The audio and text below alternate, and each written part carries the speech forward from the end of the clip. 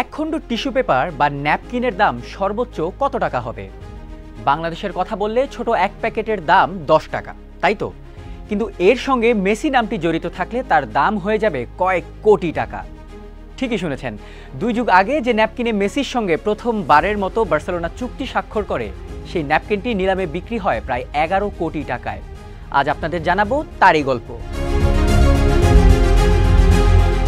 সময়টা 2000 সাল। তখন বার্সেলোনার ট্রায়ালে মাত্র 13 বছর বয়সী মেসি নামের এক বালককে নিয়ে আসেন আর্জেন্টাইন এজেন্ট হোরাসিও গ্যাগিওলি।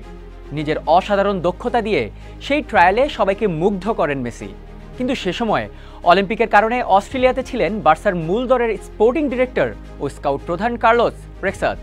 তাই মেসিকে বার্সা সাইন করাবে কি না তা নিয়ে সিদ্ধান্ত নিতে পারেননি তিনি।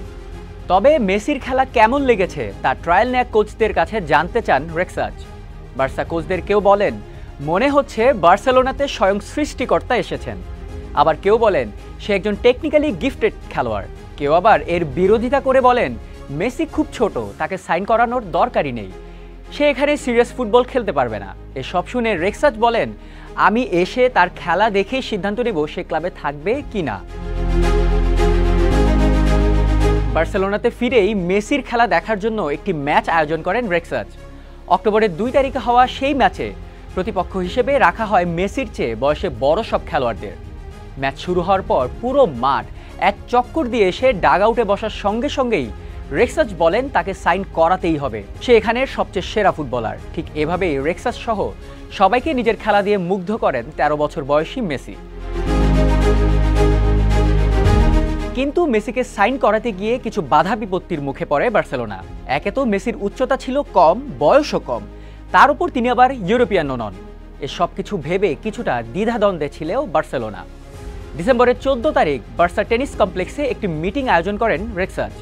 সেখানে আরও উপস্থিত ছিলেন তার ট্রান্সফার সম্পর্কিত সহযোগী জোসেফ মিঙ্গুয়েলা, আর্জেন্টাইন এজেন্ট গ্যাগিওলি ও মেসির বাবা জর্জ মেসি। এক পর্যায়ে মেসিকে নিয়ে বার্সার এমন দ্বিধাদ্বন্দ্বে অনেক বিরক্ত হয়ে নিজের ছেলেকে আর্জেন্টিনায় ফিরিয়ে নিতে চান জর্জ মেসি।